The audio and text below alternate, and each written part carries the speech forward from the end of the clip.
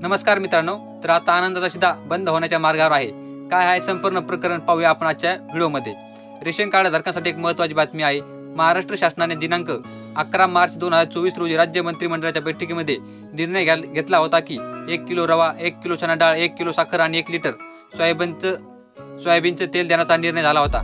हा शिधा गुढीपाडवा व डॉक्टर बाबासाहेब आंबेडकर यांच्या जयंतीनिमित्त वाटप होणार होता, पण सध्या आचारसंहिता लागू असल्या कारणाने हा शिधा वाटप होण्याची शक्यता फारच कमी आहे।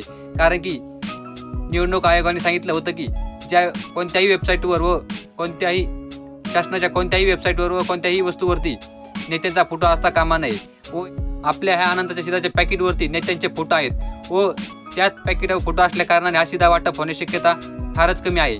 कारण की आचारसंहितेचा भंग होऊ शकतो, या कारणानेच हा आनंदाचा शिधा आपल्याला 2 महिने लेट म्हणजे आचारसंहिता संपल्याच्या नंतर हा मिळू शकतो, अशी देखील माहिती समोर येत आहे।